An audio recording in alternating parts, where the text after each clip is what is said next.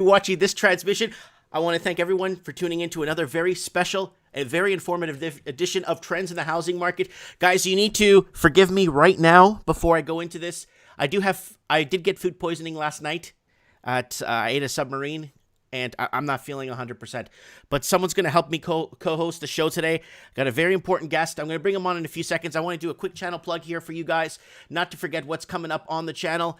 And I want to thank all the support I'm getting from all the viewers down in Chicago, Illinois. I want to thank people who've been mailing me stuff for trends in the housing market. I'm going to show you guys in a bit some stuff that's been mailed to me here, fan mail.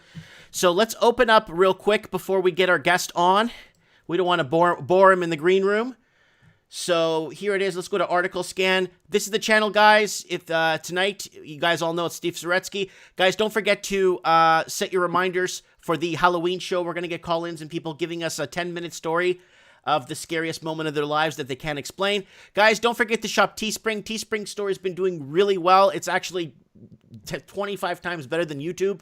And guys, don't forget to follow me on Facebook. My Facebook fan page, I have my personal page open here, is approaching 120,000 fans. So don't forget to like it for the sake of liking it.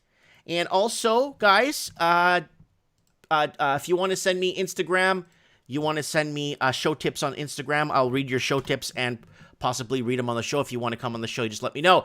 So this is his channel, Steve Saretsky, and he's put up quite a bit, very important information. He's one of the honest, good guys. Remember last week we had Jeb on the show from Los Angeles, from California, from Huntington Beach. He was a good real estate agent, broker. He really educated his customers. He really educated his people.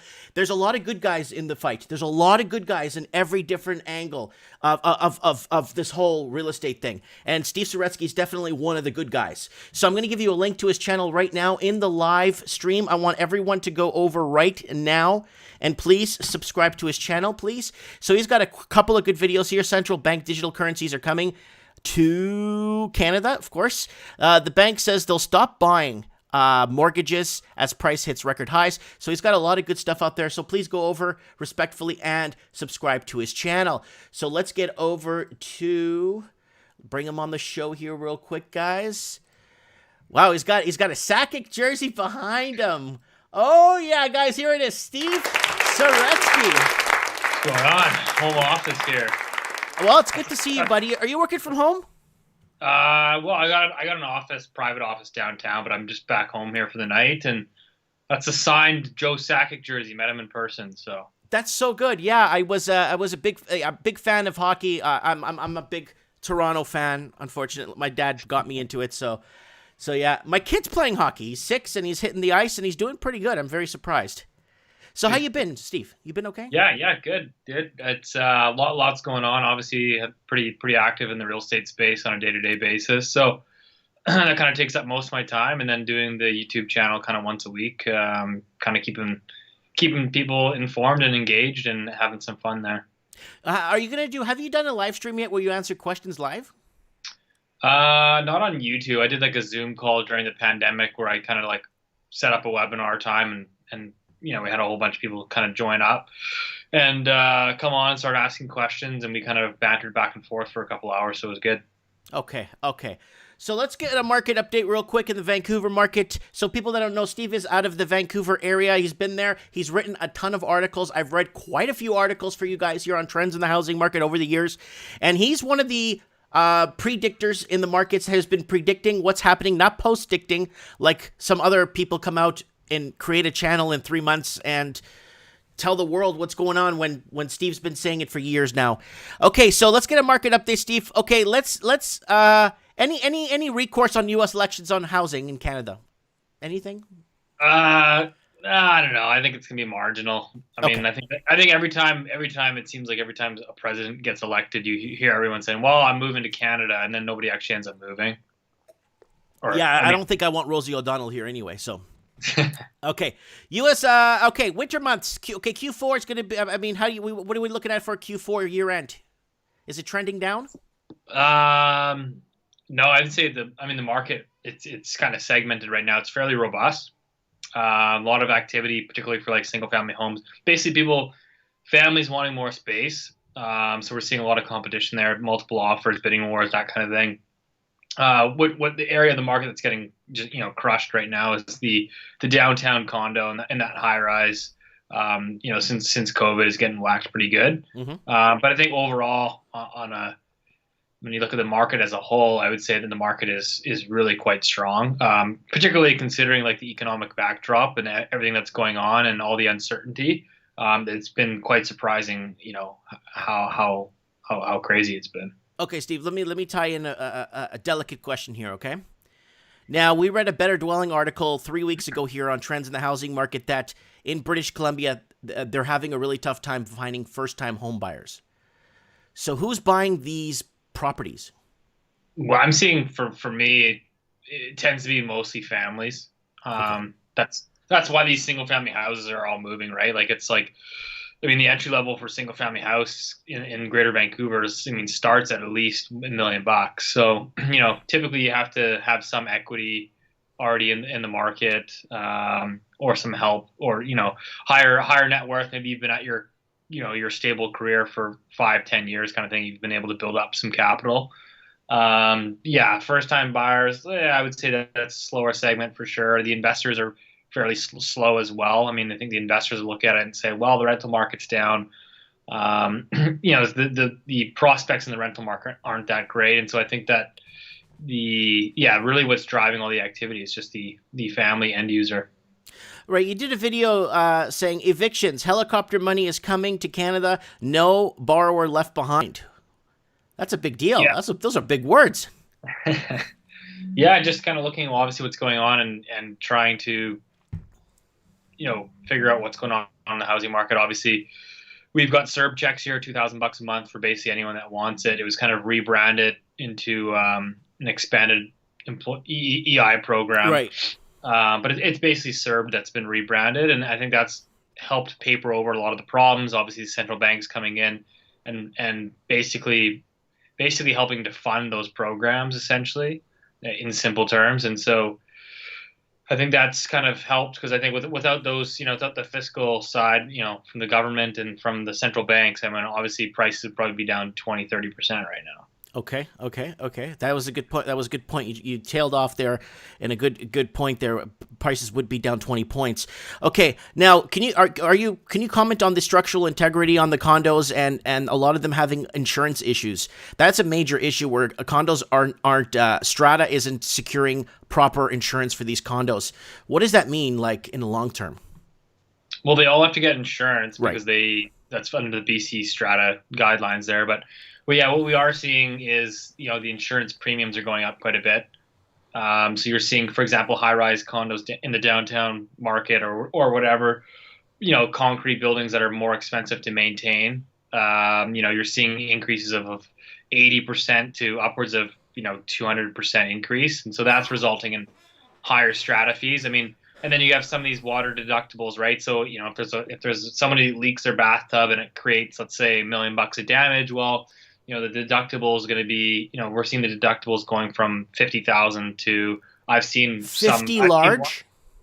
Yeah, well, let's say, a year ago they would have been, maybe a water deductible on a high rise was, let's say, 25,000. Now Wow. I'm seeing them going up to 150,000, 250,000. I saw one in downtown that was 500,000. So That's enormous. it's huge. It's huge. So now you have to get insurance. You have to get your own individual insurance to cover that deductible. Wow. Because I know federal government was kind of parading around that, trying to figure out forcing insurance companies to insure these companies, and they have to find multiple insurance companies. That's a big deal. You made a video a year and a half, maybe 2 years ago. I don't know if you remember it, but this one actually struck a chord because it was a really, really important subject, and we're going to get into the subject in a few minutes here. You made a video called "To Buy a Vancouver Condo, You Need to Go to Shanghai," because they were introducing the condos in Shanghai. And if you were living in Vancouver and wanted to buy that condo, you had to fly into Shanghai to buy that condo. So explain to us, like this situation. Yeah, I think that was kind of at the peak of the market, obviously, where we had a lot of that foreign capital coming in. There was a certain project, I won't name names, but you call their local presentation center and say, "Hey, do you guys have any one bedrooms left?" And they said, "No, sorry, sold out." And then I had a close relative of mine was actually in the sales center over in Hong Kong, and they're like, "Oh yeah, we got all these one bedrooms here. Here's what we got. Kind of pick your choice. Here's the prices." So they kind of have, obviously, this particular developer has a presentation center set up for the offshore market. They obviously are allocated a certain percentage of the building, and then you have a local presentation center here in Vancouver, which is also allocated their own percentage as well. So it was kind of that game. That was kind of the game that was being played. Obviously now I think these developers, particularly on these expensive high-rise condos, are pretty desperate for business these days. So that dynamic has certainly changed. Mm-hmm. Interesting. Yeah, because that was a very, very big video you put up there, and that I guess it opened a lot of eyes, so to say. Okay, now let's talk about affordability issues for the Canadian proper. And when we say Canadian proper, we're talking about Canadians that have come here and invested in the infrastructure, worked their whole lives, and basically have to get up and move because they can no longer afford to live anywhere in the Lower Mainland. So there are so many, this is the question I've written, there are so many people leaving this city. How is Vancouver transforming? And the reason why I'm saying that, because when I moved into my cul-de-sac, I bought a house here 4 years ago in the city of Merritt because I wasn't going to pay $2 million for a teardown where I could buy it in Miami Beach for 140 grand. I'm not going to do that. And so I bought my house, and that was the only Vancouverite on my cul-de-sac. Today, 4 years later, everybody's from Vancouver on my cul-de-sac. Everybody. Wow. Even the RCMP's from Vancouver. So they got relocated up. Yeah. So are you seeing a transformation in Vancouver over the last 5-6 years? I think there was obviously more people moving, I think, further out into the suburbs. Kelowna is obviously a hot spot. I've had a couple of clients relocate. Clients of my own that have relocated from Vancouver to Kelowna. A little bit on the island as well. I think that the capital just is kind of like sloshing around, right? It's getting into a point where the affordability is so stretched that people unfortunately just don't have options and they have to kind of disperse, right? And then it becomes the old adage that, quote, is the drive to qualify, where you have to kind of continue to drive further out in order to qualify to purchase a home. So, we're definitely seeing that, and it's still prevalent because there hasn't really been any meaningful increase in affordability in the greater Vancouver area over the past couple of years. I know that the Burnaby's hit highs. You got Surrey hitting all these highs and a couple of dips in some parts of Surrey. But then you got all the way up to Hope, where I think affordability is out of reach for a lot of people. And that's really scary when a lot of people that are born and raised in their own cities can't afford to live in them. That's really, really scary. Yeah, I think it's unfortunate, but it seems to be a problem that's happening, obviously, globally. Yeah, across the Commonwealth. It's Sydney, Australia has the same problem. Melbourne has the same problem. Auckland and Welland and all the parts of major cities in New Zealand. New Zealand has turned into a nation of renters now because it's so bad. And per capita, New Zealand has more people sleeping in cars per capita than any other. Yeah. I think that again, I think it's obviously a global thing, and a lot of that has to do with the policies that have been brought in, and it's obviously unfortunate, and I'm certainly in a younger cohort, so I look at a lot of my friends and stuff that I think will be forced to relocate and stuff. Yeah. Now, this is a tricky question, so I need you to think this over. Now, there's a Better Dwelling article from 2 years ago that Canada would have been, well, we know that Canada now is in a recessionary territory. We know that. But I'm talking about that Canada would have been in a recession if it wasn't for money laundering. So we did a couple of shows discussing the money laundering that's been coming in. And some of it through casinos, most of it through shadow flipping, and a lot of it through shadow selling, where one person would own two corporations and then sell the same property between each other. And they would sell it 32 times. Now, my question to you is would Canada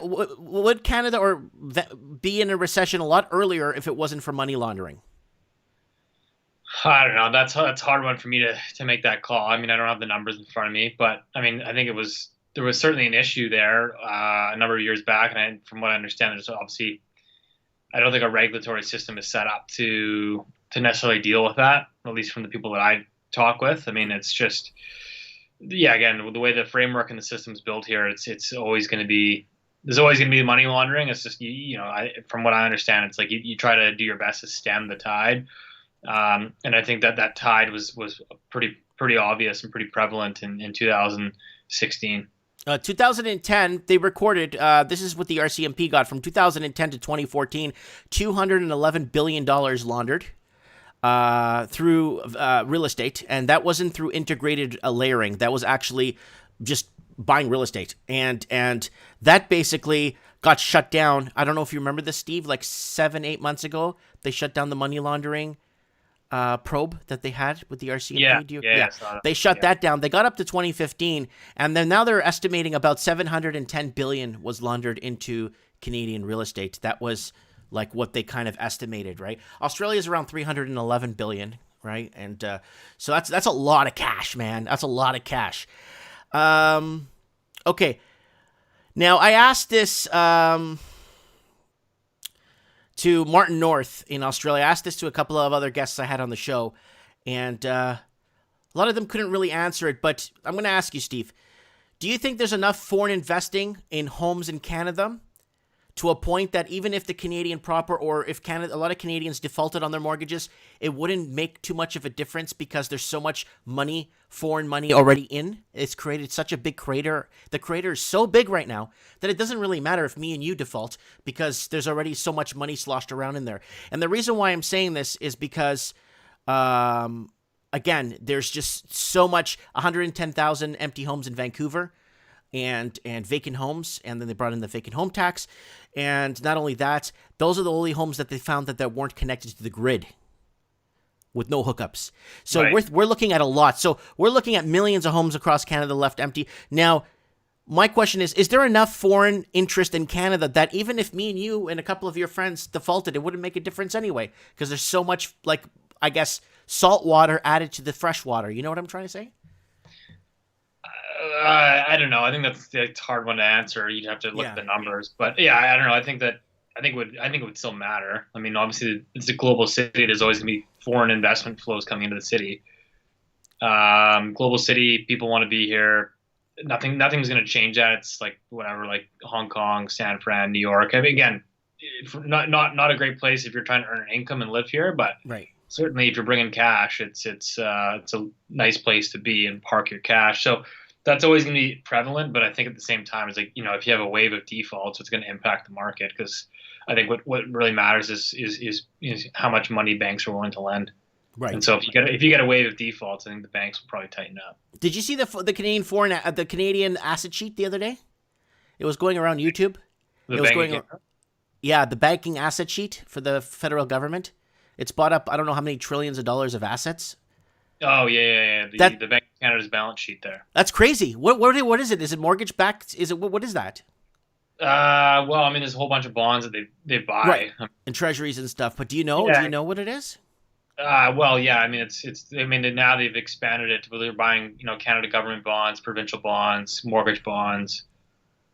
So that's all designed to, it's quantitative easing, right? So, right. Yeah, basically, I mean, the system is essentially designed to create liquidity and basically pump asset prices. And so if anyone's wondering why house prices are going up in a pandemic, it certainly has a large portion of why it's happening. Right. Okay. Front page. This was front page news a few weeks back. Canadian mortgage debt passes 80% of GDP for the first time. Please comment. Say something on that. I'm speechless. Yeah, I think it kind of goes to show that, the Canadian economy is obviously heavily predicated on housing and the ability to leverage that up and drive consumer consumption. So, yeah, it's a debt story that doesn't seem to be going away, and they're obviously doing their best to keep that game going. What do you think Canada should do? I mean, should we make flags, maybe CB radios, maybe start making cars or something so we can export? Because this is getting out of hand. I mean, if we're too heavily dependent on real estate, especially that's underpinning our economy, I mean, this is very dangerous. Yeah, I think the model is basically exporting housing. I never thought of that. Exporting housing. Yeah. You bring in, you ramp up immigration and build houses and sell them to them, and that kind of makes things go around. And I think that's kind of been the play for politicians. It's an easy one, right? Nobody wants to come in here and actually inflict change. I don't think real change comes without a crisis, right? So Interesting. Exporting real estate. Steve, that's powerful. You should write a whole article on that. Exporting real estate by Steve Saretsky, because that right there just wow. Okay, so so we see the lack of students coming in because of the pandemic, and all these entrepreneurs in Victoria that bought all these rental suites are now like trying to sell those, from what I've been hearing. Okay. Yeah. No, I haven't heard anything. Yeah, about that's been a little bit of a problem there in Victoria because of that. What in your opinion, Steve, does the Canadian government have in mind to help ruin this situation even more? They tried the first-time home buyer loan, right? They tried interest-only mortgages. I think that was just Australia that interest-only. I'm sorry. That was in Canada. That was in Canada. But there was a couple of situations where the government comes to save the day like Mighty Mouse, but if anything, they ruin it. So when are they gonna leave the markets alone and just let things happen and leave it on autopilot? I mean, are they gonna allow it to? Yeah, I don't think that's going to happen personally. I think they'll do everything they can, and maybe at some point it gets out of their control, and things derail, and there's nothing you can do because obviously crises happen. But I think right now what they're doing right now through the Bank of Canada, the Canada Mortgage Bond Program, providing the banks liquidity to keep lending, those kind of programs are obviously what OSFI, the Canadian banking regulator, brought in to lower their capital reserve requirements so they can keep lending. So basically, all these programs are designed to keep the banks obviously functioning and lending, particularly lending into real estate, right? So if the banks get too scared and don't issue new credit into the housing space, then obviously things blow up. So those programs were ultimately designed to keep things going. And now here we are, obviously 7-8 months into a pandemic, and you have house prices going up during a recession. So certainly, I think those programs, yes, you can say they saved the day, but at the same time, they'll probably end up making, there's repercussions for those programs, and obviously, it's called kicking the can down the road. Yeah, deteriorating affordability, right? So again, every action has a reaction, and so yeah, I think that's kind of the price that we're gonna have to pay for these policies. So, okay, I don't know if you remember this one, Steve, because I think you touched on this in one of your articles. This was an article that was put out on the tail end of September 2016. I think you wrote this one, and I think another person co-wrote it with you, another article. The second, and this is very important because this is a very key point in history in the housing market in Canada if you're living in the city of Toronto. So everybody in the city of Toronto in the peanut gallery there, sleep, wake up, because I need you to listen to this, okay? Steve, do you remember when Vancouver implemented the foreign buyers tax, September in 2016, and what happened was a lot of people ran off to Toronto and skipped Vancouver altogether and went to Seattle. And look at those two housing markets. Toronto from 2016 to 2017 went up 23% in 1 year. And that was in one of the articles there. I don't know if I know you wrote one of them about the foreign buyers tax, but I couldn't believe the impact that foreign buyers tax. Now they found, I think, other ways to buy property, but when they implemented that, people living in Toronto, I'm just trying to tell them that this is what happened, and this is why their real estate went from 23% in 1 year in a mini recession they were in, like a mini kind of glut. Do you remember that, Steve? Yeah. Obviously, the capital moved around, and it impacted Vancouver's market for a little bit, particularly the high end of the housing market, and then a lot of it. Toronto went up obviously as a result. 23 points. I mean, we're talking huge. We're talking and a lot of people that were in the market at that time were laughing. And it's sidelined a lot of people there in Ontario. Like a lot of people to this day are still sidelined, trying to see if they could get a decent, because they know what their income is. They know their cash flow. They know what they could afford, right? Totally. And now in Toronto, you're seeing homes going for $1.2, $1.3 million that you could buy the same house in Houston for $90,000. So this is the problem we're having here. You know what I'm saying? So realistically, what do you see happening in spring? Q1 2021. Q1 2021. Springtime, big sales. Everybody is, on the markets, looking in the markets. Spring is usually the biggest month. What do you see, Q1? Yeah, I think it's a hard one to assess. I honestly think it could go either way. I mean, you could have a scenario where, we're obviously going through kind of more, somewhat of a second wave here. Yeah, I was going to say a second wave. Yeah. Yeah, it's going to impact obviously more businesses and stuff. So, I mean, there could be some suffering there coming into Q1.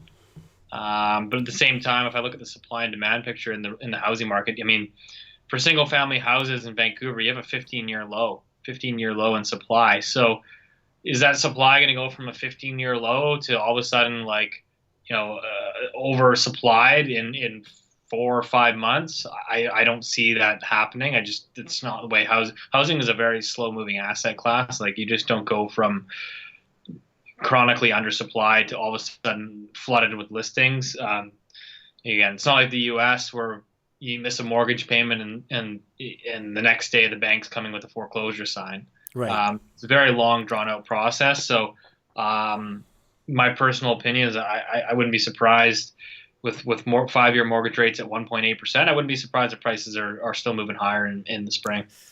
Okay. You see, I don't mind prices. I don't mind people doing well on their investments. Believe me, Steve, like I'm all for, seeing people do well and stuff. But I mean, it's turning housing into an asset, into a commodity, and then into, it's turning it into something else that it shouldn't be. And it should be more to raise a family. I wanted to raise a family. I wanted to have kids. I have 3 kids. And I it's not that I didn't want to do it. It's not that I couldn't afford to do it in Vancouver. I wasn't getting the bang for my buck, right? And now I could travel all over the world when I want and do what I want because I have an incredible amount of disposable income, right? So, you know what I'm saying? And I think a lot of Canadians are waking up to that fact. And so let's go over some of your articles, guys. So, guys, brace yourselves here. Look, Steve's here live with us. He's having, what is that? Is that a brisk? It's a bubbly. What the hell's a bubbly?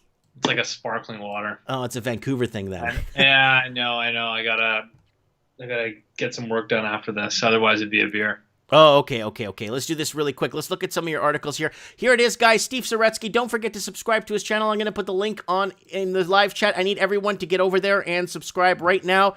And if you guys have any questions for him in the live chat, please throw them up, please. Let me find his articles here. I have a whole bunch of articles open by him. So, Steve, I got here Reserve Bank. No. That's from Australia. That's from you. Okay. Prices going up again. What does this mean for the future of Vancouver's housing market? So it looks like you commented in this one. We got you here in Vancouver housing market recovering, but will it last? Shut out how families have fallen off the housing market ladder. So we got lots of articles written by you here. We got one here on Yahoo Finance. Vancouver home prices sales continue to rise in August. And you commented on a lot of these here. And you're saying people, like you said earlier in the discussion, people are seeing a shift into bigger homes as people work from home and don't need to be close to the office. And, okay, I'm going to just close this here real quick. Okay, guys, does anybody have any questions? Sorry, guys, I got this thing running in the background here. Does anybody have any questions for Mr. Saretsky while we have him? Okay, there's stuff here. Okay, is it rigged, volatile? Okay, let's see what people are saying here in the... Kia here has got a good question here. Hello, people don't have jobs. Everyone is at home. Too many stores closing. So how are house prices going higher? My view is liquidity. I think that... Yeah. I think liquidity is driving why. It's like, why is the stock market going higher? I mean, these businesses are making, a lot of them are making a lot less money. Right. So I think, it's the same thing. I think that what you have is a currency devaluation. And banks are happy to lend money, and there's a lot of people that kept their job. It's kind of like that K-shaped recovery. The people that are actually moving and buying housing is like these families that are established in their careers. They haven't lost their job, and they're making an emotional decision to buy a house during a pandemic because they want more space. So again, you're not really seeing a whole lot of first-time buyers because I think those are probably the people that have been most impacted in terms of job losses. Earlier in their careers, they're easier to let go. They're trying desperately to build up a down payment, and then you lose your job. So that's why you're not really seeing these one-bedroom condos selling, which is normally what they'd be buying to get onto the housing ladder. So again, what you're seeing is people that are established in their careers making more of an emotional, shorter term decision to upgrade their lifestyle. Maria Gee is asking, do you have a bug out plan? To have a what? A bug out plan. A bug out is like if you have to escape the city and you have a backpack full of stuff to help you survive in the woods. I don't. No. Okay. Maybe a couple gold bars or something. Okay. That's okay. Okay. Steve, can you comment on the Okanagan Kelowna real estate market? We are considering selling out our condo in Port Moody and moving to a detached in Kelowna next spring. Yeah, they sound like everybody else. Yeah. Yeah, from what I hear, I don't follow that market too closely, but like I said, I have some clients that are over there. Some of them are actually relocating now. So from what I hear is it's really hot over there. Trevor's asking, hey, has Steve dealt with many expat buyers from the States and abroad in Vancouver? Not really, no. It's not really my clientele. I don't really work with like offshore, overseas guys in Asia or whatever. It's just not really like my clientele. I don't speak Mandarin or Cantonese, so naturally not really my thing. Okay. Arthur's asking, can you ask him if the condo market will crash? I mean, I think you're almost there in the downtown market. I mean, you're probably down since COVID. You're down at least 10%, which 10% in 7 months that's pretty sharp. I mean, like I said, real estate doesn't really move that quickly. Mm-hmm. I mean, so yeah. I mean, overall though, yeah, I don't know. Like, there's more supply coming. I'm definitely not overly bullish on the condo market in the next 12 to 18 months because there's a lot of new supply that's going to be completing as well. Oh, yeah, there's a slight oversupply. Yeah, exactly. So I don't know if I'd say it's crashed because I still think like the liquidity is there. I mean, maybe I think you'll see a dip in prices, but that's my personal opinion.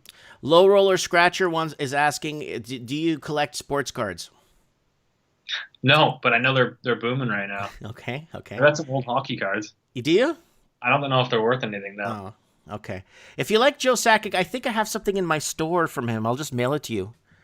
I think it's an autograph, something from Joe Sakic. I don't know what it is. I gotta check in my store. Can't go wrong there. Okay. Ricky is saying, I agree that liquidity is pushing up the markets, but that can't mean we keep going vertical. No market just goes up. He's right. He's right. Yeah, I mean, I agree. Like I've been trying to be the most rational person in the room, and I think unfortunately, like rationality hasn't necessarily made anyone any money in terms of the financial markets, right? I mean, again, whether you're looking at stocks or real estate or negative yielding bonds in Europe, like people think about how crazy that is, right? Like you're literally buying a bond with guaranteed loss. That is good if you have. That is actually a very good thing if you have a lot of expenses to expense, so you could go against any capital gains. Right, but still, yeah. If you kind of contemplate that, then you say, okay, well, maybe that partially explains why people are basically pushing up housing prices, or because people are just looking for any sort of yield, right? It's like there's no more bond market, and the bond market's the biggest asset class out there. Okay, we got some. Bart's got a question. Steve, what is the lowest interest rate you have seen clients lock in at a 5-year term? I think on an insured, like CMHC insured, I think it's about 1.6.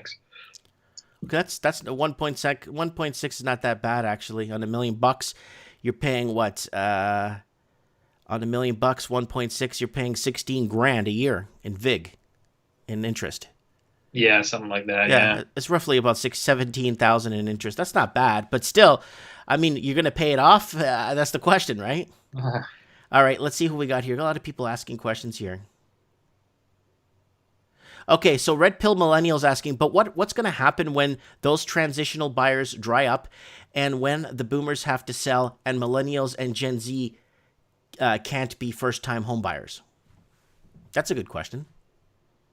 I think you'll see more and more wealth accrue to the top, so people just buying more properties. I mean, now you're seeing one of the things that you're seeing on a global scale now is more corporations getting into the house home ownership platform. So you're seeing companies like Open Door, where they're acquiring real estate, flipping real estate. It's basically becoming it's a slippery slope. I think you're getting into a corporate ownership structure where, again, the cost of capital is so cheap. Yeah. You have to deploy it. So these guys are going out like, I mean, again, not really something you see in Vancouver, obviously, because like you don't have swaths of neighborhoods like you do in Las Vegas, where every single house in the block is exactly the same and they're all costing $300,000. But like that's kind of what you're seeing. So I think you're going to see more and more, corporate home ownership. Okay. Okay. That's a good answer. That's actually that's. Fruity Loop says he wants a 200-year mortgage, and then let me see what else we have here. Steve, have you seen any influx of people from Hong Kong coming in? Nah, not marginal. A little bit, not much. Mm-hmm. You know, there's definitely a little bit for sure from the from all the protests and stuff, and obviously the CCP takeover of Hong Kong, basically.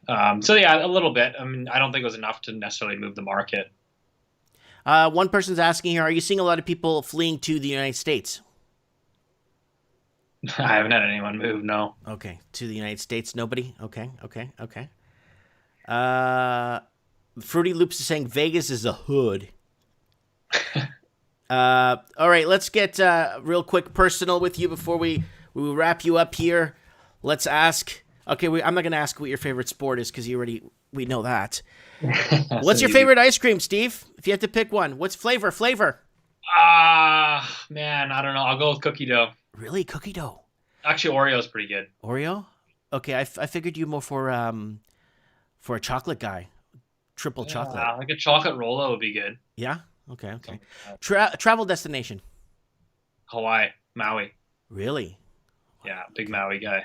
Okay. Favorite car? Yeah, I don't know if I have one. I mean, I'd love to have. Come on, you never grew up as a kid drawing cars? Aston Martin, like in James Bond. Really? Do you have one? Yeah. No, I wish. Okay. What? Tell us some of the perks, things that you like about your job. What do you like waking up in the morning? Like what keeps you driving?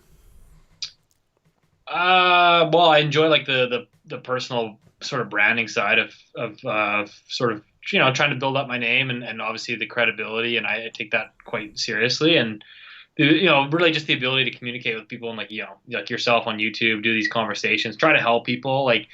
So for myself and my own business, I'm always, I try to get my clients as best deals I can. Obviously, like yes, we know prices are high, but how can I find you? Can I try to grind the price down on this? And because I mean, again, you look at some of these, I like a lot of the real estate space. Obviously, it's very self-serving in a lot of aspects. I mean, not everyone's like that, but look at some of these guys that are selling pre-sales at the top of the market for $3,000 a square foot. And it's like, well, I would never advise my client on something like that. I mean, but you hear stories of unsophisticated investors and they're like, well, my realtor told me that I should be able to flip this contract. No problem. I don't even have to close on it. And there's guys out there that now have these $3,000 a square foot contracts with zero ability to actually flip them. Yes. There's no market for them whatsoever. And these guys got screwed. So I think, if I can help even a few people, avoid pitfalls like that, then it's certainly rewarding. And that's good. And that's why we got you on the show, because you're you're transparent. You actually want to get, the best you can you want to educate your clients. You want to educate the masses. You want people to know what the no is. And that's very important, especially when you're buying one of the most expensive assets you could ever buy in your life. And it's a house or an apartment, whatever, Yeah. That's how I look. I look at it more from like the investment standpoint. So my view is that, again, if you're going to deploy $1 million, $2 million on a piece of real estate here in Vancouver, that it's going to be a massive decision. And so I try to look at it from like, I'm going to be your advisor on this. Right. And let's look at it from that angle. Good. We almost have 200 people watching live. That's more than I was watching CNN earlier. They had 63 people watching live. Yeah, no, that's good. I was going to say, it's not easy holding a live. Well, everyone knows we're here. So like every Wednesday, it's Trends in the Housing Market at 7 p.m. And Nice. Last week or the week before, I had another guest on the show. Then I had like 5 guests in a row from different parts. Jeb Smith, he's like you, but he's from Huntington Beach, California. Then the week before that, I had what's his name? I had Martin North, and then the week before that, I had another big guest. So it's good. It's good to have all Nice. these people coming on. And uneducated economist Okay, from Oregon. I had him on, and then I had Maneko64 from England. And Cool. he's more of a gold and silver guy, but he's a good guy. And he wants me to low roller scratcher. I think he's from Kentucky. He wants me to ask you, who's gonna win the U.S. election? Oh God. It's a flip of a coin, really. Honestly, So I was the guy in 2016. I said Trump was going to win. Yeah, me too. Obviously, when you say that in Canada, people look at you like you're absolutely insane.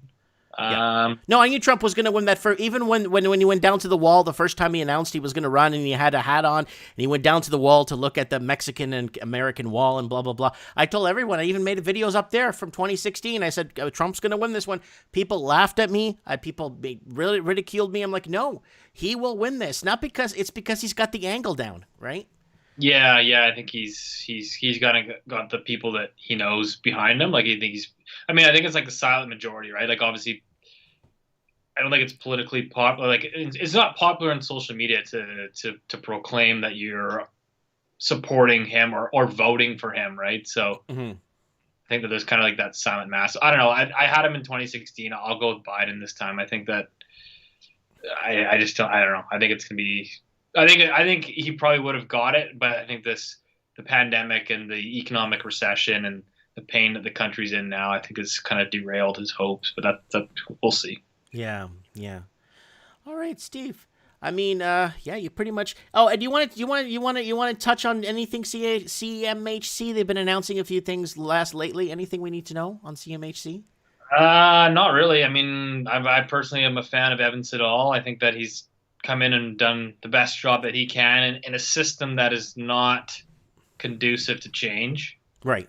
So they've actually scaled back a lot of their exposure in terms of insuring mortgages, which is also ultimately backed by the taxpayer. They've brought in rental programs designed to build purpose-built rental buildings, like very, much incentivizing developers. So they've done a lot of good work. I think he was a big proponent behind the stress test, which is designed to curb the amount of indebtedness, and it was designed really to curb the pace of growth in home prices ultimately.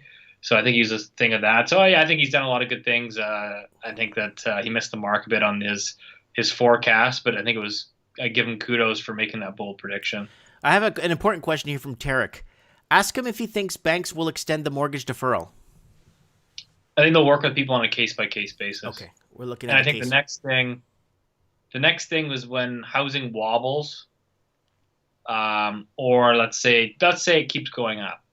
Let's say, over the next 5 years, prices go up 5 to 7% a year or something. Wow. Each year, which I mean for Vancouver historically in the last 30 years has gone up 5% a year, so wouldn't be unheard of. But let's just say it goes up 5% a year. I think that politicians will take the easy route out, which is extending amortizations. Okay, extending amortizations, maybe going interest only, or maybe going, or maybe taking a huge chunk of time and then adding it onto the end of the amortization. Yeah, or people say, well, look at mortgage rates; they have nowhere to go but up. So I feel like, okay, well, let's say the bond market blows up in 3 or 4 years or something, and mortgage rates, even if mortgage rates go from 2% today to 4%, I mean that's it's game over. So it is game over. So I think they would have to extend amortization. They would have to basically let people roll their debt from 30 years to say 40 years. America was in the same predicament in 1980-81 when Ronald Reagan walked in and just put interest rates to 6-7%. Yeah. And that he was done. He's like, we're done. The Carter administration did what it could, came in, rolled in 6-9% overnight, and then Canada followed suit a few weeks later. And that's when you had the big how do you say, correction of 80-81. If you remember that. Totally. I think the problem now is that you have obviously households levered to the hilt, but corporations, and then obviously government as well. So it's like everyone's kind of in this debt game where it's like not one of those sectors. Well, I mean, other than the federal, because they can just print the money, but I mean, the corporate and household side doesn't have the ability to sustain higher interest rates. The problem with that, Steve, is if the government gets into some difficulties, they just print the money. But if me and you get into a difficulty and we print off the money, we'll be sharing a jail cell. Yeah, yeah, exactly. So yeah, the private sector though ultimately can't stomach higher rates whatsoever. So I think we're going to enter an era of real negative interest rates where inflation's running higher than the nominal interest rate. Why don't you write something like that for like maybe a 2-3 year projection? Just throw out 2-3 year projections and say, hey guys, I want to kind of discuss where things are headed, blah, blah, blah. Maybe you could bring in or maybe research a little bit of the whole when Reagan came in, because that's a really big move he made. That was a big chess piece move. You could throw that in there at the beginning saying, well, the United States did this and they were on a treadmill. They had to, then the Reaganomics came in, fixed it, and then Canada followed suit. And then you could go in with your thing and then kind of discuss what you just told me right now, because that's really good stuff. And your projection of 2 to 3 years, the bond market, that's perfect. That's actually in line with the way things are headed right now, which is really good. Totally. So, yeah, no, for sure. Definitely try to discuss some of that on my YouTube show there. Please. Guys, get over. Oh, we have over 200 people watching. Woo! Live. We have more people watching than CNN right now. Pressure's on. Yeah. All right. Steve, is there anything you want to tell us? Anything important that you need to tell us? No, I think just kind of tuning in to, just getting educated and knowing what's going on. So don't let the system play you, play the system, right? I mean, right. You can't change the rules of the game, so you just gotta play with them. And obviously the rules have been changing a lot during COVID with all these policies coming in. So how do you feel about these policies? I mean, do you think they're maybe overextending themselves just too much, or do you think it's the right thing to do? Like, do you think it's? I mean, I think realistically, obviously, like there's things I don't agree with, or right. I think that are going to cause really unnecessary repercussions. But I think realistically, is if I put myself in the policymakers' shoes, I'm thinking, well, they probably don't really have any other choice, to be honest. I mean, it's either that or you go through a reset, right? Like, if you don't come in and intervene, like, rates, obviously what we're seeing, like rates would have spiked up during that crisis, and people will be out in the streets for, massive foreclosures. So I think that realistically they probably did the right thing, but I don't know. I don't know where you go from now, because I think you entered a slippery slope where, again, you can't just like stop. You can't stop quantitative easing. You can't stop. Once you start, you can't stop. Right. And it's the same thing with fiscal spending. Like, they can't just cut the cord tomorrow and say, okay, no more, no more CERB checks, no more help for small businesses. It's like, you just can't remove those kind of policies. They're binging on the life support, QE life support. Yeah, like the whole economy is obviously on life support, right? Like it needs, and that's why you're seeing, like, it's interesting just to watch, right? Why is the stock market going down right now? Well, you can't get stimulus measures passed through. So it's like you need more stimulus. Yeah, and then a lot of investors are actually banking on the sidelines for 10 days from now, because apparently they'll inject something in 10 days from what I've heard from somebody in South Carolina. So they're looking at a 10-day. It's obviously going to be after the elections because they can't get it done before the elections. And like myself as a stock investor myself, I'm waiting on the sidelines right now because I don't know what's going to happen with if Joe gets elected. He wants to start cutting things, and I'm not sure where he's going to raise taxes and when he's going to raise taxes. So I'm not sure where to invest right now, especially in this turbulent market we're having. So I'm completely out of the markets right now.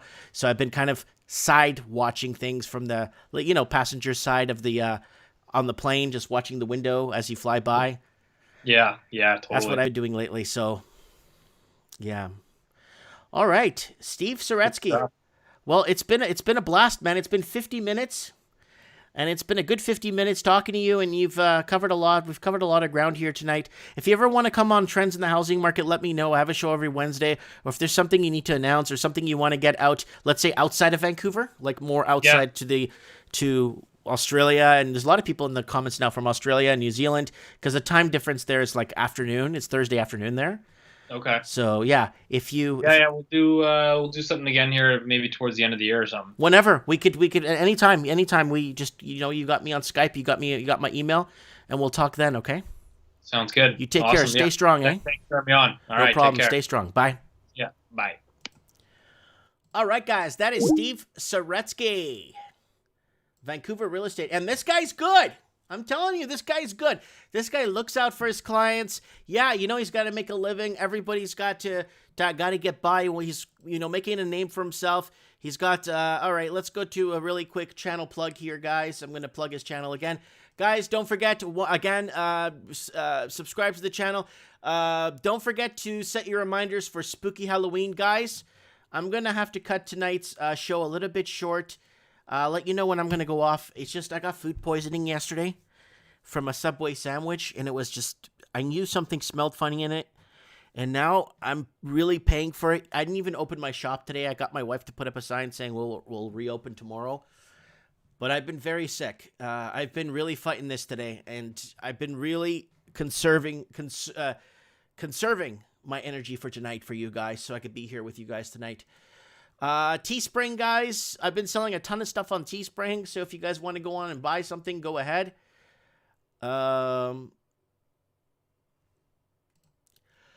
Facebook, and here is Instagram if you guys want to follow. And guys, Steve Saretsky, what a good guy. I like this guy a lot. Here you go, Steve Saretsky. Boom, done. There it is. And don't forget to go over and subscribe. He's got some really good stuff. He's got a lot of videos here, actually. And he also has, guys, a lot of articles. So if you go in, I'll show you guys here. If you go into his, if you just type in his name, he's got a pile of articles here that he commented on or wrote or co-wrote. And it's really good that they get his opinion. And it's good that he gave his opinion here on tonight's show. That means a lot. This shows that trends in the housing market has some sort of credibility to it. You know what I'm saying? All right. So, are you guys ready for the story of the night? Oh, okay. I'm feeling sick. I feel so. All right. All right, let's get some clapping and cheering. Oh, yeah. Can you read this, guys? All right, let me zoom this in case your eyes can't see that. All right. You guys see that? I got some phenomenal news coming out of Australia. The Reserve Bank indicates recession is over. Recession is over. The Reserve Bank of Australia says its best guess Australia's economy grew in September quarter, spelling an end to a recession. Hold on. God bless America. I can't. So, guys, the recession that Australia announced 5-6 months ago is now over. Wow, this is enormous. This is I'm gonna get the president on the. Put me through to the Pentagon, somebody. The recession is over in Australia. Let's call Steve. Let's get Stephen Thomas on, who's been in lockdown for 500 years.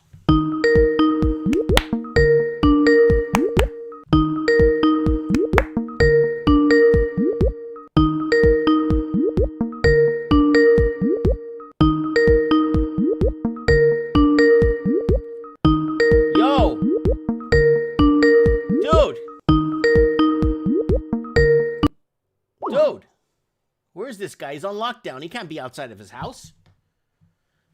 Unless there's a drone chasing him somewhere. Wouldn't surprise me. He'll probably call back. I got to get someone in Australia on the phone. Australia is no longer in a recession. Hold on. Australia is no longer in a recession. I got an Australian economist here, but he's away from his thing. I don't want to bug the guy. Who else we got here? Come on, Steve, what are you doing? Stephen Thomas, let's get him on the phone. Pick up.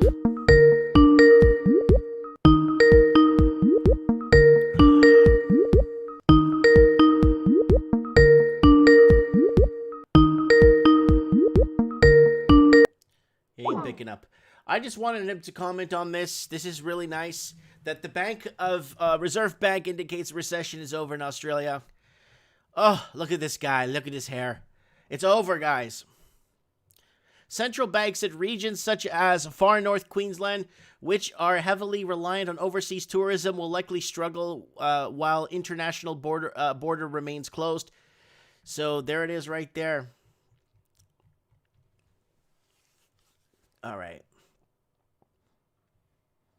Matthew saying, sorry, Mike. Matthew's also in Melbourne. He said, I wouldn't know what to talk about if he called in. I thought of you when I saw you there. But it's kind of strange that Stephen Thomas, we got to keep a finger on the pulse with that guy. That guy, that guy goes away, man. We got to get him back on the phone because this guy has been sitting in his apartment for like 30 weeks now. Okay, guys, I want to go into this one. Guys, you're not... Remember we talked about property taxes being a major issue? Well, this was sent to me from someone from Desmond. Sent me this from Chicago. He is living right now in Cook County, and he lives in the Chicago area. And Desmond's been sending me a lot of articles from the States, and they're saying they're chasing people out of the city. New property tax report shocks Cook County treasurer and residents.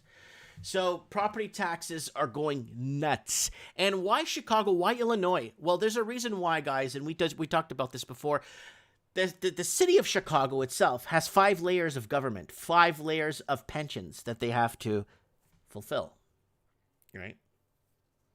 And this is big. This should be tonight's, like, the big story of tonight.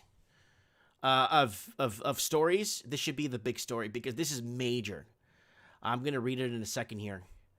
And that's what I'm going to try and do. Get a guest on every week for the first hour. And then the second hour, we read articles and have call-ins from you guys to call in and give us a little insight on what the heck's going on here. So they're chasing people out of the city. New property tax report. Okay, let's get into it. Chicago in her second floor office of Cook County Treasurer Maria Pappas has warning after her office recently finished a project on property tax in Cook County. In March, at the beginning of the pandemic, her office took a big project. They poured through nearly 20 years of data and came up with what she calls the Pappas report. She cataloged the steep rise in property taxes in Cook County and the city. What she found shocked her was, I was shocked. You got to be kidding. The 3rd Ward is a 431% of 27th Ward, 322%. It was already bad, really bad.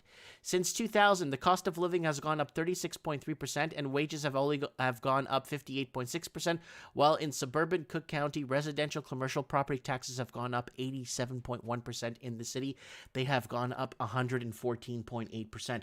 So a lot of people that have these, like again, a lot of these cities that have massive layers of government are going to be suffering because they have too many pensions on the hook. And what do they have to do? They got to raise taxes. And what do they go after? The middle class. And that's why the middle class has nowhere to go but run. Stephen Thomas. Yo, I've been trying to reach you. You're a lot tougher to get than the president.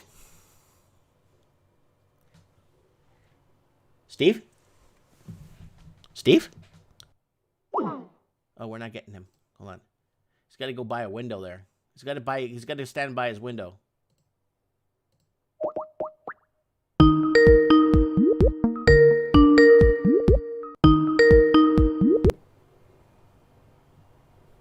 Steve? Oh my God, they disconnected his Skype. Oh no. He's been on the show too much, talking about what's going on there with the lockdowns in Melbourne. Oof. I hope he's okay.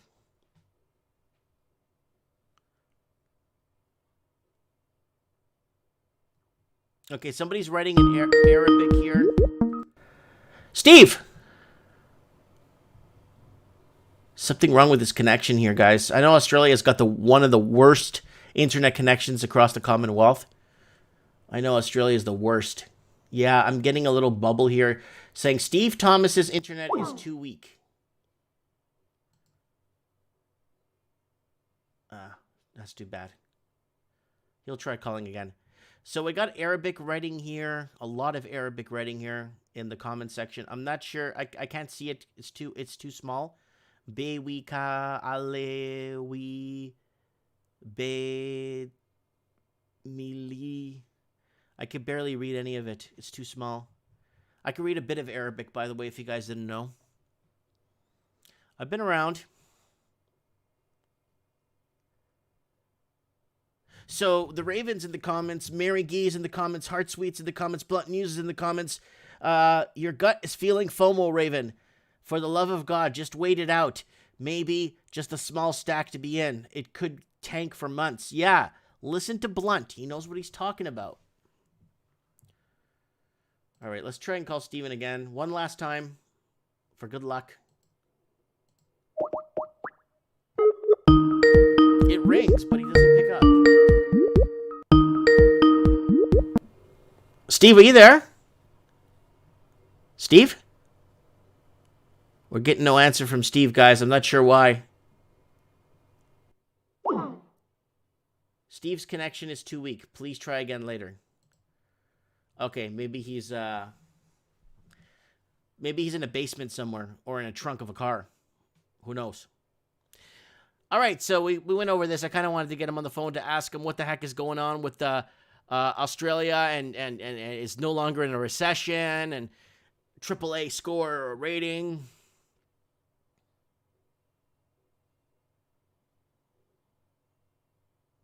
Okay, let's go on. Better dwelling. Toronto and Vancouver condos were still popular with non-resident buyers.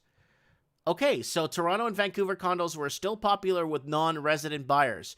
So it wasn't Canadians that bought them. New supply breakdown shows ownership is becoming more concentrated in newer condos. 1 in 10 completed condo apartments were owned by non-residents. Over 7% of Toronto's new condos owned by non-residents. Greater Toronto is seeing somewhat of a flat movement of non-resident ownership. In 2018, there were 45,020 homes with non-resident ownership, about 2.6% of housing in stock. In 2019, the number reached 46,620 non-resident owners. That's a lot, man. Still 2.6% of stock. In other words, non-resident ownership scaled with the supply. So there it is. Look at the non-resident ownership ticking up here. Look at that. That's it right there.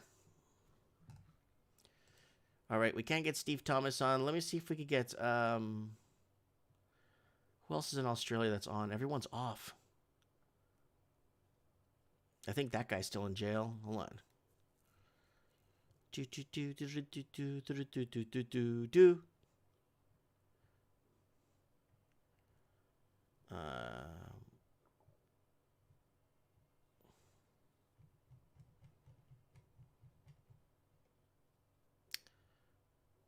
All right, let's get we're getting too close to the elections. Let's see if we could get American elections. Let's get somebody on here that's going to tell us what the heck is going on there.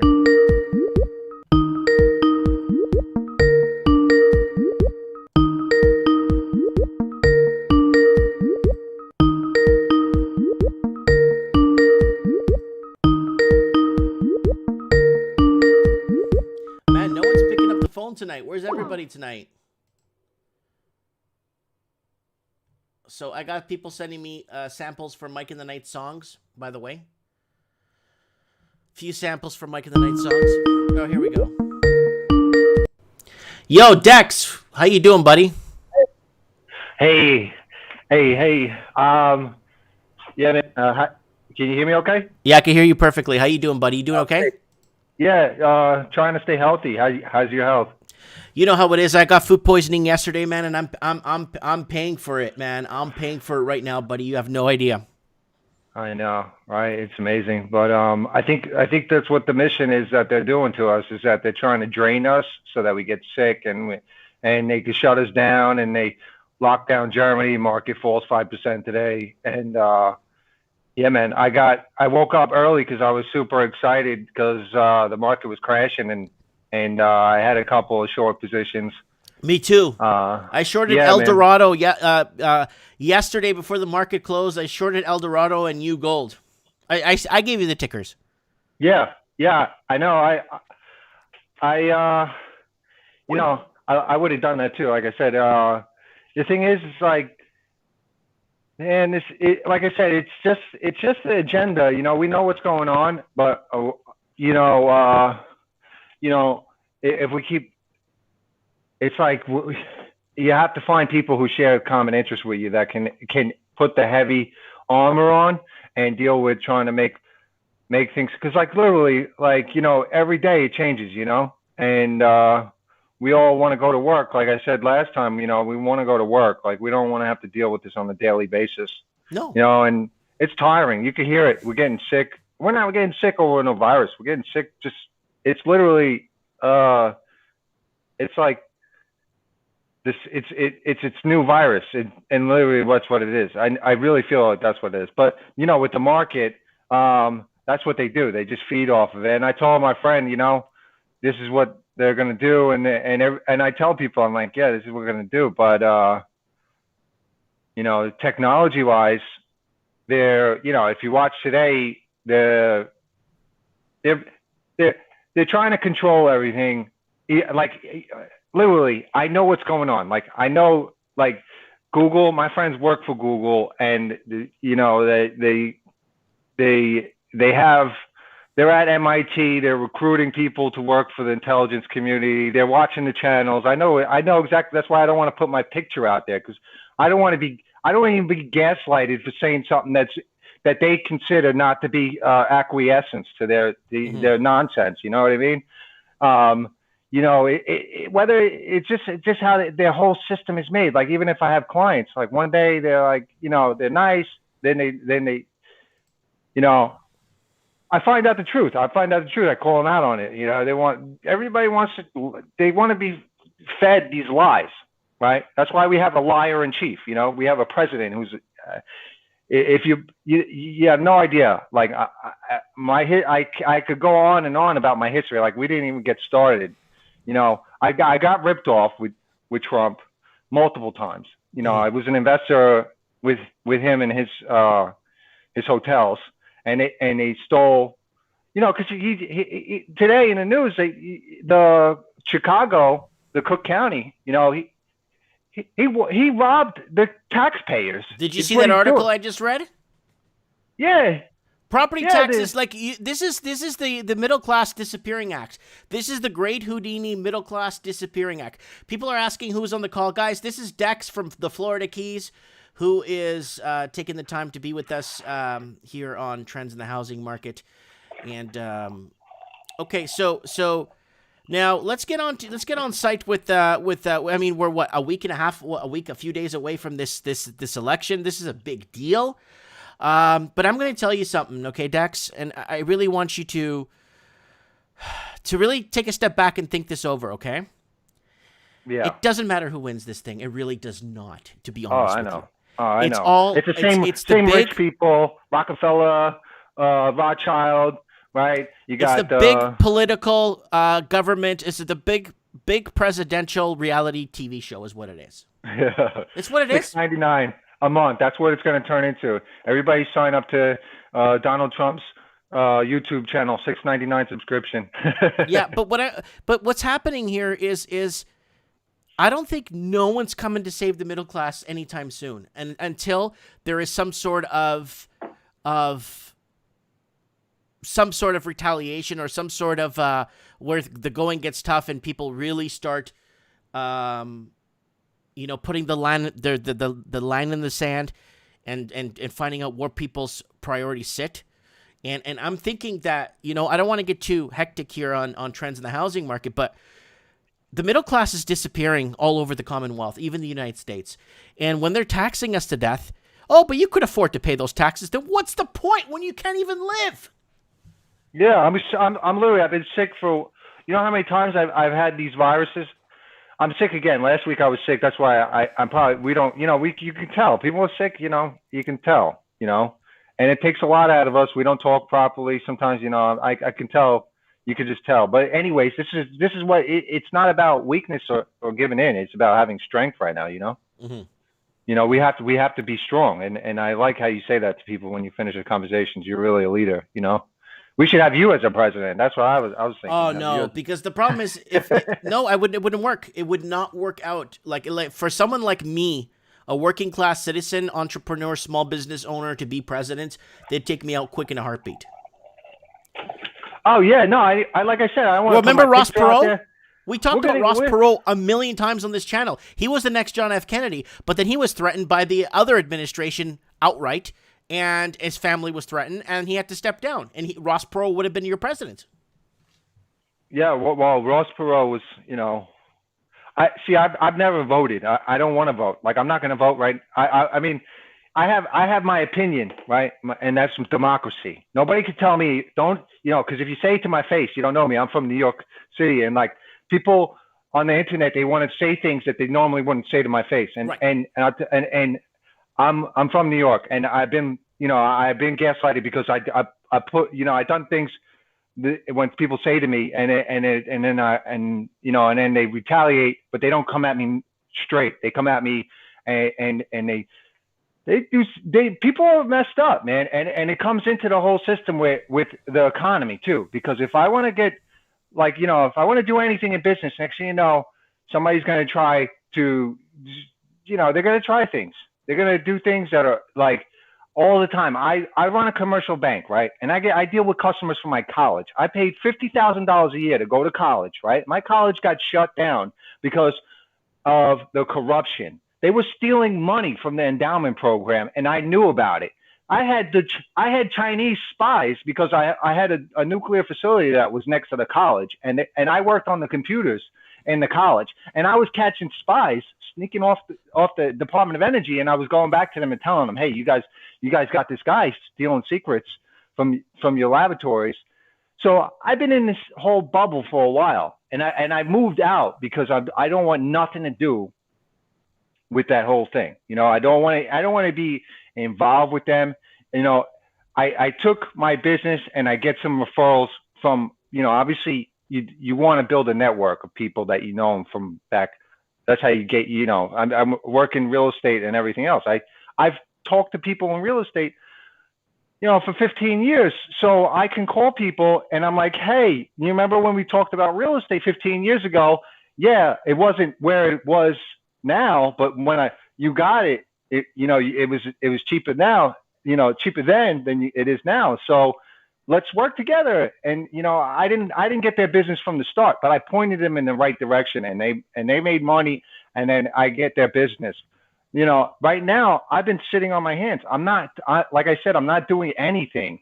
I want to go back to work. I'm not going to take out a risk and give out loans on money if I have uncertainty, and everything in the market right now is uncertain. Right. We have an election. We have chaos. Like I'm in and out of New York City. I'm in there, but I don't want to stick around because I get literally I catch the virus or Dax, let me ask you a question. I got somebody here from Australia is asking. Ask him if he hears climate change being pushed around there. We're an opportunistic market. We want to make money. We're a $20 trillion market. We want to make it into a $100 trillion market. It easily can happen. The green technology, we're getting lithium and different mining companies as a result. I mean, those mining companies went from, like I said, the real ones, they go from like a few dollars, and they're small cap, micro caps, and they go to, mid caps. They go to $50, $60 like PLL. So, those are the companies you want to get involved with. But the thing is, with an election, there is no certainty. Everybody's guessing. Like, you don't want to guess. You want to know exactly what's going to happen. Listen, I have money. I throw it into the market. I know I'm going to lose it right now. You understand? I'm right out of the markets. I just have a few shorts, and that's it. Yeah. Like, what am I short right now? You told me you were short Six Flags? Yeah, I had Six Flags this morning, down 10%. But, it like bounces back and it's bouncing all over the place. They're, because they come in, they act like, oh, no, it's a fake. It's fake. And then, That's what they're going to do, and then they throw it up after market because it's a liquid market after market. If they, once the market closes, the market maker could prop it up and just say, "Oh yeah, we're saying it's worth $100," because nobody else can trade it on the books besides the market makers and institutions. So they can do whatever they want after hours, and then they'll keep putting more money into it during the day to keep it at that price level. But right now, you need certainty. People are making money in mortgages and real estate. Yeah, because there's always opportunity in real estate in some section. It's not always, you don't have to go into the same areas. There's different locations. That's what real estate is location, right? So a lot of guys, they'll move from one location to the next. So you see everybody in California, they're moving out of California because they don't want to pay. California does not know how to party anymore. California used to know how to party when Huey Lewis and the News moved down there in the 80s, and all these big names moved down there in the 80s, and all these sitcoms were getting picked up there. And yeah, California was good in the late 70s, early 80s, and then boom, mid 90s, then you had the Rodney King riots, and then it never recovered from those riots ever. Yeah. And Pure, I say a lot because he knows, but like Canadians say A. And I used to hang out with a lot of Canadians because I played box lacrosse. Mm-hmm. So, I know I love Canadians because we all like to act crazy and beat people up. But, you guys say A, and I say, because I'm from New York and right? Right, we mess around. That's what So we say different things. Everybody says one thing in Australia. They talk one way.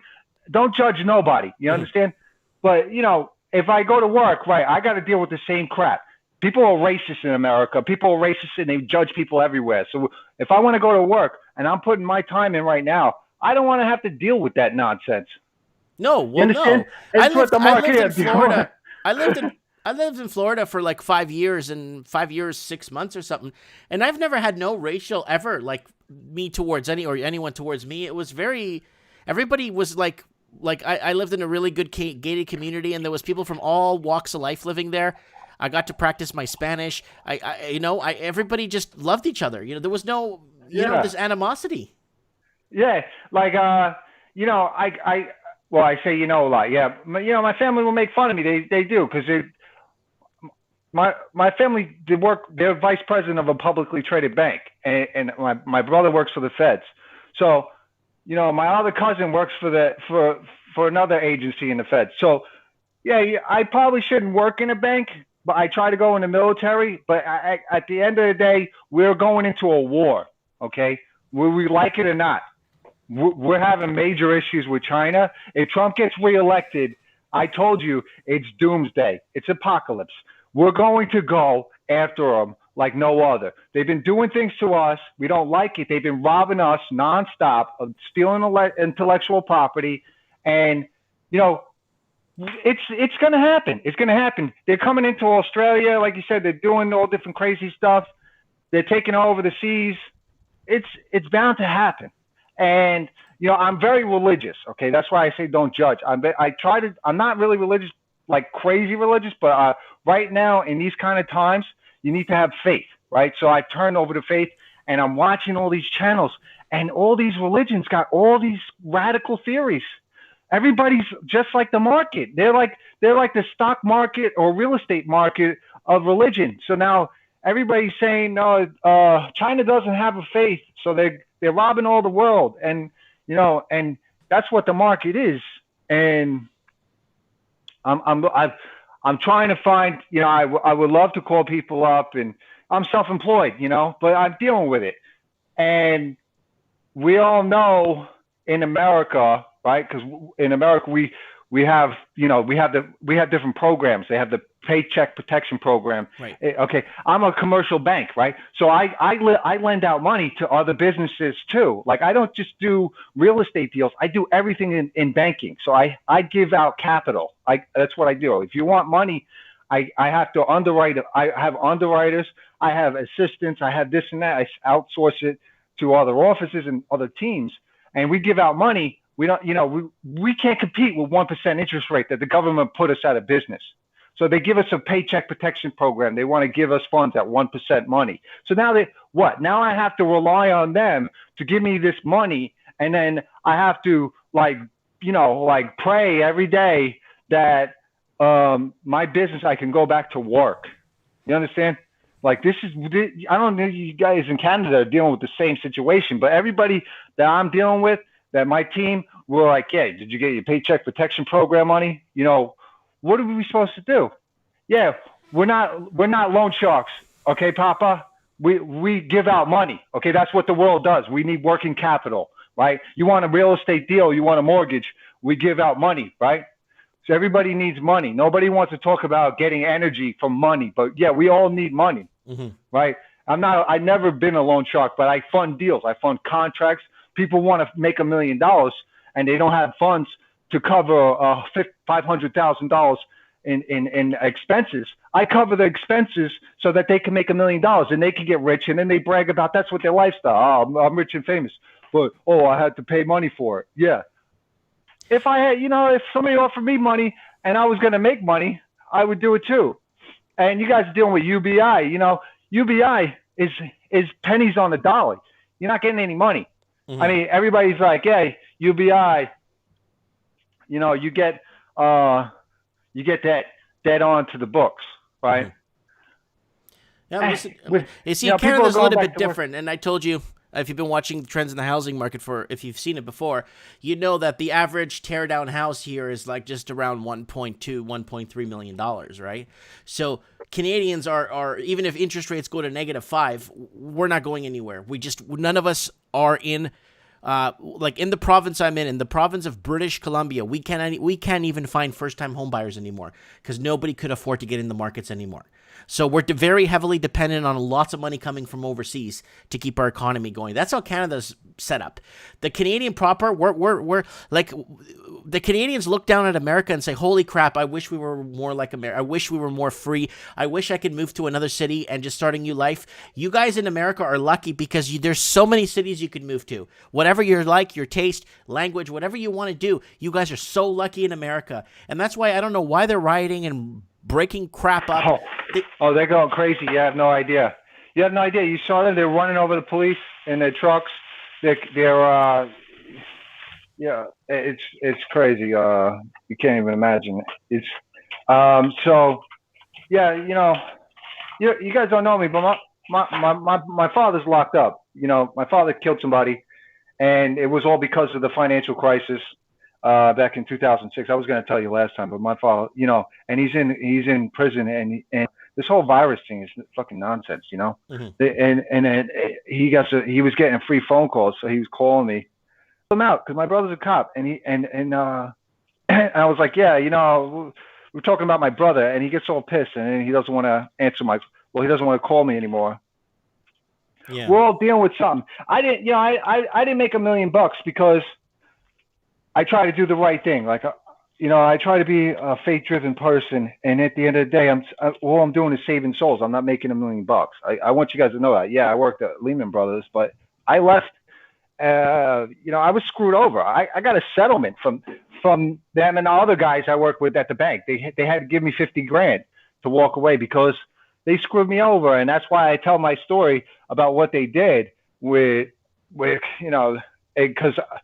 I talked to them right to their face. I went to the CEOs of the bank, and I told them right to their face, I'm going right to the feds on you guys. I went right to the postal inspector, and I fucking got them. I got them in trouble. Mm-hmm. So they know that. I told them right to their face. I'm not going to go, oh yeah, I'm mad, but I'm not going to do anything about it. I told them, listen, I'm going to get you guys back, and. What they did is they got me locked up. They said, like I told you last time, they said I did graffiti. I don't do no freaking graffiti. They had me sitting in the can for 120 days, right? And, that's why I don't put myself out there. I don't trust nobody because everybody's out for themselves, trying to make money. And I'm trying to be a nice guy. Look, I make a song. I don't have to make a song. I'm bored that, the life is like I said, we're a ball in the universe. Everybody wants to act like they're freaking chief. Everybody wants to be an expert. Yeah, and here in Canada, what we got a lot of is entitlement. Everyone goes around like they're super entitled, like the whole world owes them everything, and like for what? Yeah, everybody's a snob. Nobody wants to be your friend unless you got money. Nobody wants to do anything unless you got money. You got well in New York, unless you got girls. I'm a good-looking guy. Back in the day before I had somebody like I knew every club and everybody. That's how it is in New York. Studios, whatever, 54s and all that. That's a real deal. Like now, you can't even go to a club. Mm-hmm. Everybody moved out of New York. You can't go to a club. You can't do anything. What are you going to do? My friends, they're losing their minds. Well, you got a lot of empty condos there. New York was rated as the highest empty dwelling state in America, with 303,000 empty condos owned by foreign Chinese investors in New York. Yeah, I mean, the whole purpose you pay $3,000 a month in rent. My family had a house with no mortgage in New York City. I lived there for free, and I was enjoying it. But at the end of the day, everybody else is paying $3,000 a month, and only thing you're paying that for is because of you want to go to restaurants, you want to go to a nightclub, you want to go out, you want to go this. You can't do nothing. What are you going to do? Why are you going to live there? That's the reason why people are leaving there. But eventually, what it does, it creates an opportunity. People are going to get steal deals. You're going to be getting deals. My friend, he works for Compass Real Estate. It's like the number 2 real estate company in America, and that's a big deal. It's a publicly traded real estate company. There's other EXP Realty. Those companies, like, they're digital real estate companies. They do everything online, but they handle all the good portfolio residentials in the city. And you're gonna like I'm saying, I'm not telling people to buy right now in New York City. I wouldn't say that right now. But you're going to get deals. Like I said, they're crashing the market today. They're creating a buying opportunity. Market's up right now, another 200-300 points after trading market close. That's what it does. They do this on purpose. They crack the market, right? Like everything else, people intentionally crack people in half so that they're opportunistic. That's what a criminology is, right? People create opportunities so they could take advantage of things. That's what the market is, a manipulation. I went to college, paid $200,000 to go to college to learn this, and it was a waste because I knew that before I went to college. They were even telling me, why are you in college if you already know this? And that's what it is. Whatever, we have to try to make like your guest said, try to make an opportunity out of it. It is what it is. If they want to beat you, you have to beat them, So in sales, it's either you're going to sell me or I'm going to sell you. So you're going to sell me on an excuse not to get the sale, or I'm going to sell you to get the deal done. Right. That's it. That's all we're living. And tomorrow, I could try to trade, but again, I'm not touching anything. I'm not even trading. I'm not going to trade until I'm going to wait till the election's over. I don't care. I know, because I'm cracking the whip over myself, because I could go ahead and I can, like, pin interest. It was up 30%. I was going to buy that one. And, Twitter is tomorrow. I really think Twitter is going to bounce because people are going crazy. They want to talk online. Everybody wants to talk, and it creates opportunity because the more people talk, the users go up, and that's what the analysts are looking at. How many users they have, how many people, 200 people are watching. You know what I mean? It's the same thing as the chat, Yeah, here in the show, yeah. Luckily, the good thing is I was scrolling through YouTube, and for some reason I always get like MSNBC on my thing, even though I don't subscribe to them. And they have a live stream. They have like 41 people watching, and it's like, wow. And you got 2 million subs. We're sick and tired of it. I know I am. I don't want to watch any politics. I don't want any politics. I don't like politicians. I don't like them. And for Trump to say that he's not a politician, the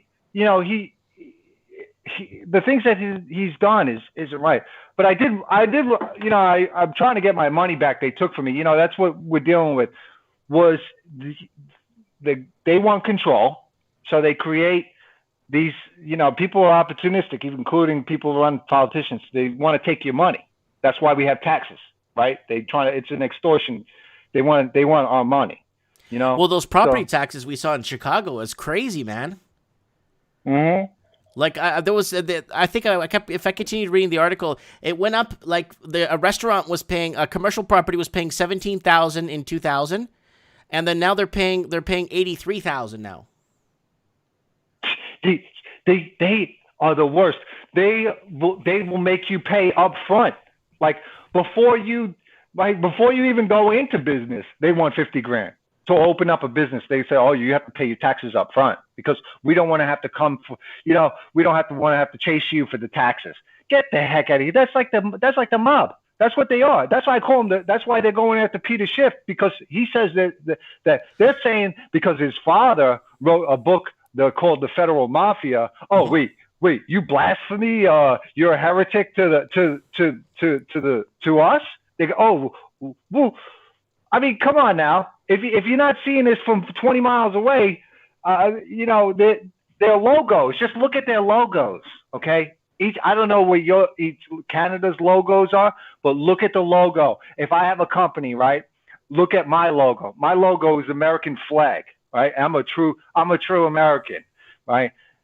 If you look at each state has a logo, and like say New York, right? Its logo is Excelsior, which means happiness, and they have a picture of a sun with two people, right? And they're both, one's holding a justice and one's holding a sword, and they're both blind.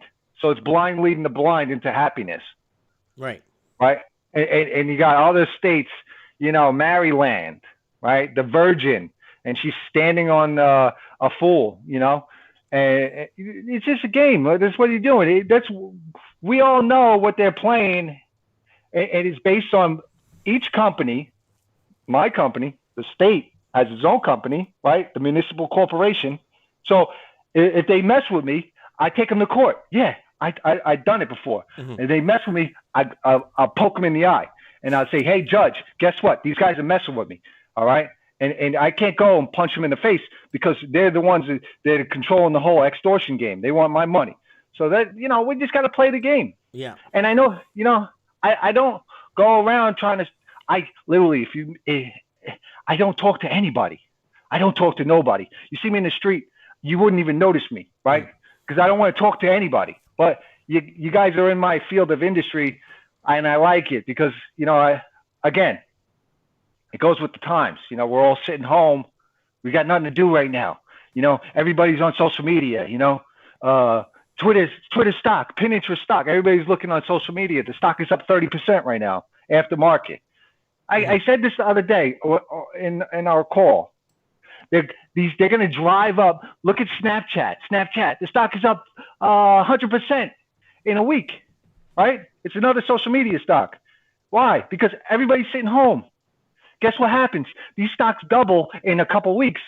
Taxes. They get to tax all the capital gains. Great. Right. It's a game. We're playing the game, the game of life. So whatever. I'm home. I'm just trying to stay happy, because Dex, I want to ask you a favor. Next week is this Saturday on Mike in the Night is going to be our Halloween special. And I want everyone to call in with a 10-minute story, true story. So if you have one this Saturday, you could tell us a 10 minutes, a true, scary, weird thing that happened to you in your life. So I'm promoting it now for this Saturday. It's going to be really big. I know. I'm excited because it has to do with what I just told you, but I don't want to give it away now. No, don't. I want it on Halloween. Yeah, keep you guys interested. Yeah, because I'm having my friends, because I haven't even told my friends the story, and I sent them invites to come to the channel. I want to tell them because I never really told them, because when I'm with my friends and I don't ever get to see anybody. I was always working, They were always working. My friends are DJs. My other friends, they used to do traveling concerts. So they do like the Burning Man, the Electric Forest.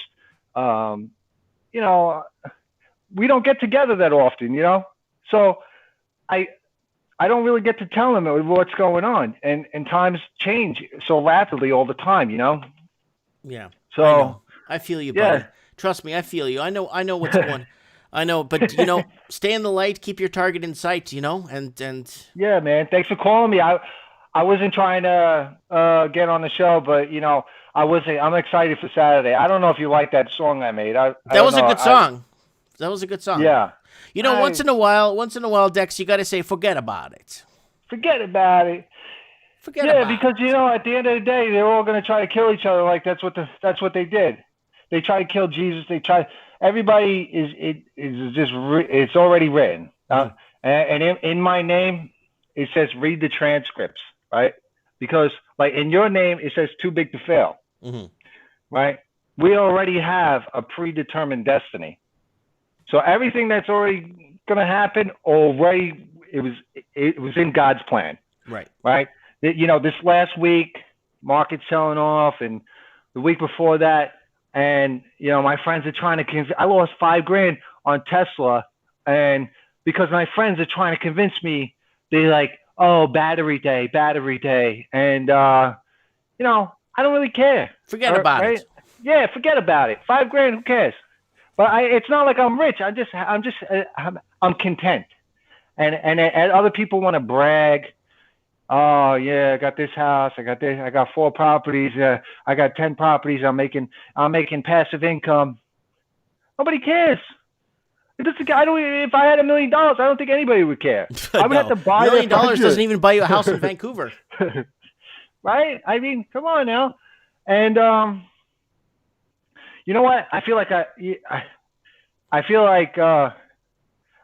this was predetermined too. Like, God was like, hey, I'm going to make you sit in your room and read Leviticus about the 14 days of quarantine. And the guy, he was sick, and they told him to stay in his room, stay away from people for 14 days in quarantine.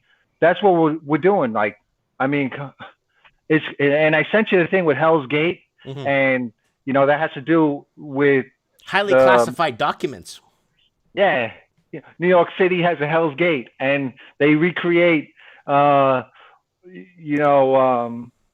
whole thing. Whatever you walk through Hell's Gate, they consider it purgatory, where we're living in hell, right? So they recreate hell on earth, right? That's their agenda too. So they drive people crazy on purpose.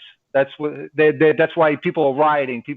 Civil discord, the Leviathan, the human discord, right? People can't get along with each other.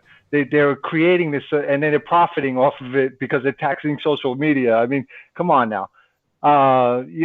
It's whatever. I'll probably end up just rereading the book Game of Life, and that's one of my favorite things. I listened to the audiobook of that one. Yeah, it's really good. I like it. Yeah. Yeah, I like it. I'm interested in finding out what other people are dealing with in the different countries. I just know, it's better sometimes to just tune everything out, I guess. But what are we going to do?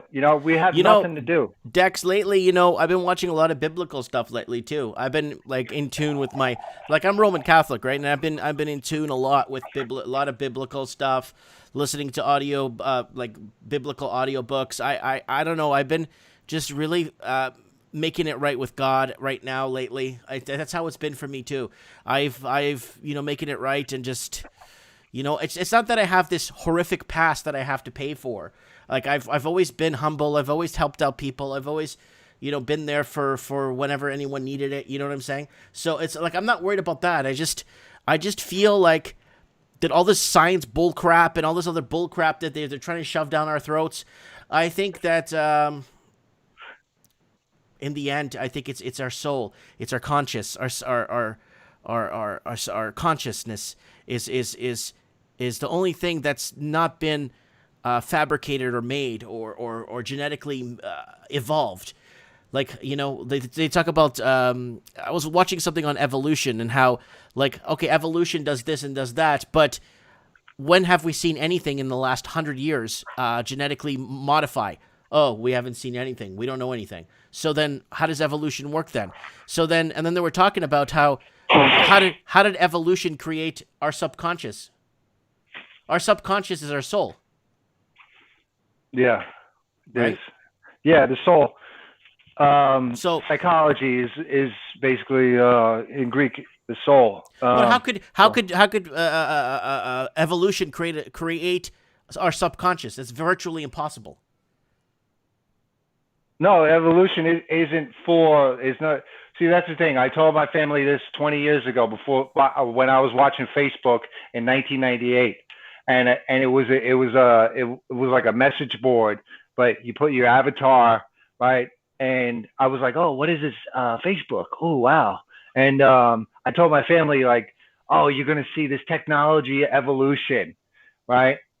And they were like, what do you mean, Darwinism? And I was like, what are you talking about, Darwinism? Like, who the hell would think in that? Like, free, like, that's, it's crazy. Mm-hmm. And look what happened. Facebook is worth what? $1 trillion, right? What does Facebook have? Three office buildings, big deal. They don't have any assets. Like, they just have computers and servers. You look at oil companies, gold companies, you look at like airlines, they actually have friggin' airplanes. They actually own stuff. Right. The economy is changed. And why we talk about religion is because the religion doesn't exist because the people who have the power they've been in charge of everything, running their cults. And I'm sick and tired of it. And I'm here as a Christian man, and I'm actually all religions. I love all people, and that's how everybody should live. And I don't really care. So because I've gone I've gone and stood up to people. The only reason why I go to the South is because I'm literally I'm loading up. I'm getting my Rugers, my everything else, my Smith & Wessons. I got, I'm on it. I'm not stupid. And in New York, you can't have a pistol. All right. And,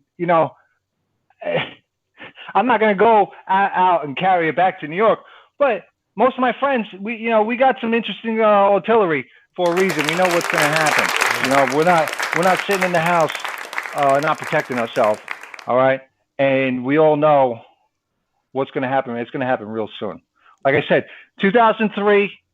It's over, okay? If you guys want to be mean to people, right? You got a couple of years left, So, you're gonna get judged soon, all right? And I'll tell you this: I've been to afterlife. I died and came back, and I've been over the last couple of years. I've been it finally came back to me because I remember. Falling down 3 flights of stairs when I was like 5 years old, and I wasn't supposed to come back. And, and I found that it kind of opened me up that, all right, there is an afterlife. We are right now, in America, we look at the music, right? The music is driven, with all this nonsense with this, devil, right? And, you see Katy Perry and all these other people, these rappers, okay? I got rapper friends. My rapper friends, they're in those cults. They're the Freemasons, Illuminati, like those are from New York. There's plenty of them around New York, and I know them, right? They're not the nicest guys. If you want to mess with me, and I go tell them, they're not going to handle it very well. Like they do things, I've seen them do things like to people right in front of me that, I wouldn't want to consistently do, but that's what's going on. They are putting their agenda out, mm-hmm. and they control the music industry, right? They're not from America. America's not made of Americans. If you go to a city most of the time and you ask people where they're from, they're not going to say they're from that city. Like you said, we go everywhere. We move around. Mm-hmm. I could get on a plane for $30 and go to California or something, or Nevada. Woo! We travel cheap. We go, of course, we could go, 1,000 miles for $30 right now. So in Canada, $2,000. Shit, nah. We get on Spirit Airlines. It's $30, $25. Sometimes it's $7. I could go 1,000 miles in America for $7. So I can enjoy myself with that,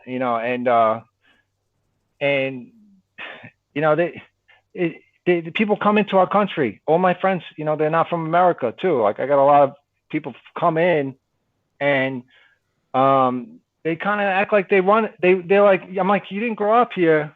And when I tell them like, hey, some people they're like, you're not really from out here. You didn't grow up here. And I'm like, why? Oh, because nobody grew up here. You notice how everybody's not, if you go to LA, nobody grew up in LA. And nobody grew up in New York. That's in New York City. Mm-hmm. It was rare. Everybody's from Chicago. They're all traveling around. Right. We're not trees, so we move around. And we bring a lot of people into the country. I mean, since Trump's been in office, we banned all the Muslims, but we still have a large amount of Muslims. A lot of people. Everybody is about 50%. I feel like is not from America. Mm-hmm. And they bring their culture, which inherently it brings whatever they had. Like if they're from Russia, who knows? I've been on that Bitcoin thing, man. These people from Russia, they're on the Bitcoin, but they're like Russian people. They're not doing good things. I go on their social media. I see they're praying the devil. Yeah, I know. I heard that. Okay, listen, Dex, we gotta wrap this up because I want to get going and I want to put my kids to sleep. But I wanted to touch base with you. Yeah, it's been a good 42 minutes, buddy. Yeah, thanks for calling me. I'm good entertainment. I got nothing else to do. I'll pray for everybody. Pray we got some scary stories for Halloween. Yeah. Right. The devil exists. All right. So just just surrender to God. Thankfully. All right. And all make right, some Dex. money. God bless you. All right. Thanks, I love buddy. you. Bye. Thank you. All right. That's our man Dex from the Florida Keys in Florida. Come on, baby. Do the locomotion. Close it down. See if I can get some. There you go. The internet's back up nice and strong. All right, guys. Yeah, guys. Thanks for calling. Dex was a good call. Yeah, he's got a lot of good information and stuff, and he's a boots on the ground and been all over the East Coast, so he knows what's going down.